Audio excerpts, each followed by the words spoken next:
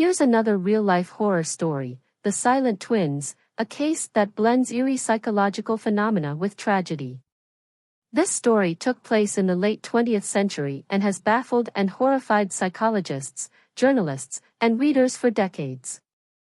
Born in 1963, June and Jennifer Gibbons were identical twin sisters who grew up in a small town in Wales. Though their lives seemed ordinary at first glance, their bond was anything but normal. From an early age, they exhibited an unsettling behavior. They refused to speak to anyone but each other, creating a world of their own that became increasingly isolating and bizarre. The Gibbons twins were born to West Indian immigrants Gloria and Aubrey Gibbons, the only black family in their community. They faced social isolation, compounded by racism, which some believe contributed to their unique bond. But their behavior was more than a response to bullying or societal pressures, it was disturbingly insular. By age 4, June and Jennifer began to communicate solely with each other in a language no one else could understand.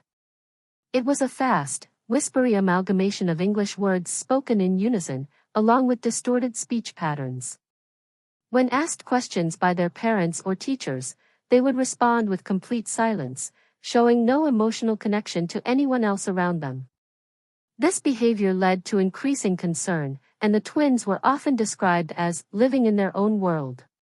Attempts to separate them in school to encourage individual development backfired. They would become completely catatonic or hysterical when apart, displaying violent tantrums or remaining utterly motionless, staring blankly into space. As they entered their teenage years, their relationship became even more obsessive and sinister. They would spend nearly all their time locked in their shared bedroom, speaking only to each other. They wrote thousands of pages of bizarre and often disturbing stories in their diaries, filled with fantasies about violence, sex, and crime. Their writing hinted at a deepening psychosis. June and Jennifer began to mirror each other's movements perfectly, walking in step, dressing identically, and even breathing in sync. Friends and family who observed them said it was like watching two parts of a single entity. Though identical in almost every way, the twins harbored a twisted rivalry that would eventually have tragic consequences. In their late teens, the twins' behavior became more erratic and dangerous. They started engaging in petty crimes such as theft and vandalism, followed by more serious offenses like arson. In one incident, they set fire to a local technical college, causing extensive damage. In 1981, after being caught for a series of crimes, they were arrested and eventually committed to Broadmoor Hospital, a high-security psychiatric hospital, for their increasingly disturbing behavior. They were just 18 years old. Their time at Broadmoor was filled with eeriness. The twins were placed in separate rooms, yet they continued to mirror each other's actions. If one sister would fall ill or refuse to eat, the other would do the same. It was clear that they were locked in a toxic, codependent relationship that neither could escape. The diaries they kept during this time revealed the extent of their psychological torment. Both wrote extensively about feeling trapped by the other. In one chilling entry, Jennifer wrote, "We have become fatal enemies in each other's eyes. We feel the irritating deadly rays come out of our bodies, stinging each other's skin." They believed that one of them had to die for the other to be free. The turning point came in 1993, after nearly 12 years in Broadmoor. After constant lobbying by their family and supporters, the twins were finally transferred to a lower security facility.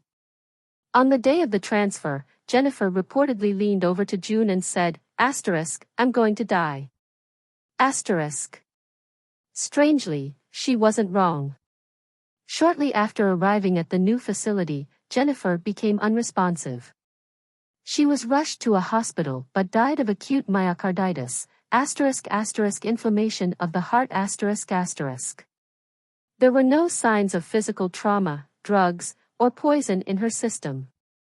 Her death was ruled as natural, but it left doctors and family members puzzled.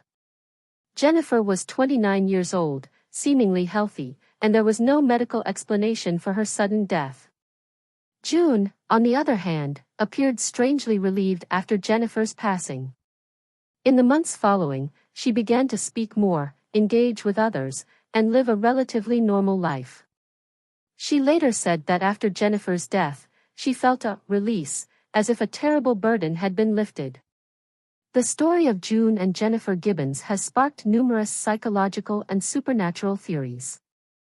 Some psychologists believe the twins were a rare case of folie à deux, a shared psychotic disorder where two closely bonded individuals share delusions and reinforce each other's distorted reality.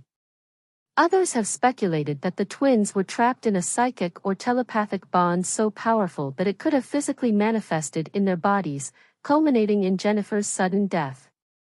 There is even an eerie possibility that Jennifer may have willingly let herself die to free June, as hinted in their diaries. June Gibbons remains alive today, living a quiet life away from the spotlight. She has never fully explained the depth of her bond with Jennifer, though she has expressed regret over the years they lost to their shared madness. The silent twins have fascinated researchers, authors, and filmmakers for decades, with their story being chronicled in books, documentaries, and even a recent feature film.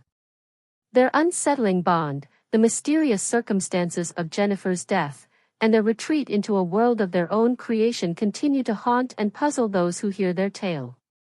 This disturbing case of the silent twins highlights the strange and often terrifying extremes of human connection, where an unbreakable bond can lead to isolation, madness, and ultimately death.